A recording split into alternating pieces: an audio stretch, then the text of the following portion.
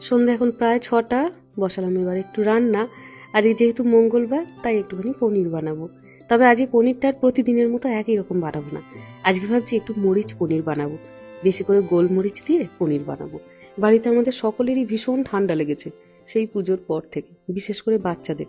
আর এই ঠান্ডা লাগার সময় তাই গোলমরিচ খাওয়া বলে খুব ভালো। তো ওই জন্যই ভাবলাম একটু তাহলে মরিচ পনির বানাই। মেহা গেছে জন্মদিনে, ওর এক বন্ধুর 13 বছরের জন্মদিন।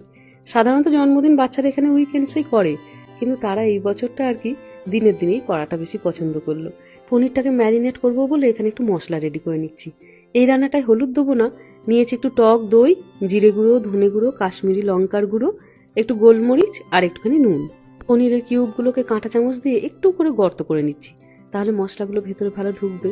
নুন ঝাল মশলাগুলো যখন পনিরের ভেতরে আরো যাবে, স্বাদটাও তার তখন বাড়বে।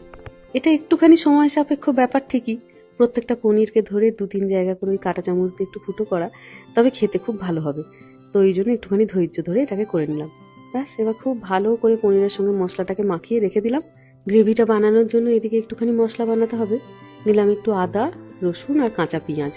যেহেতু এবার আস্তে আস্তে ঠান্ডা পড়ছে, এবার রসুনের ব্যবহারটা রান্না বান্নাতে হবেও বেশি। রাতের রান্না তো, রাতের রান্না ওই জন্য সবসময় খুঁজি কোন রান্না তাড়াতাড়ি করে চটজলদি হবে।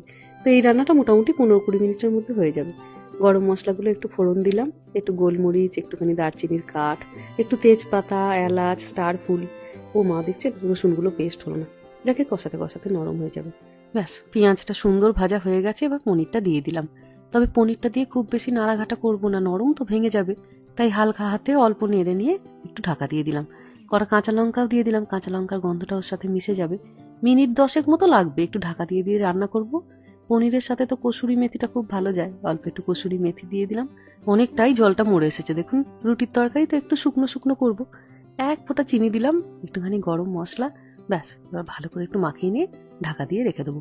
অল্প করে আর একটু গোলমরিচ যোগ করলাম, ব্যাস। চলুন এবার মেহাটাকে নিয়ে আসি।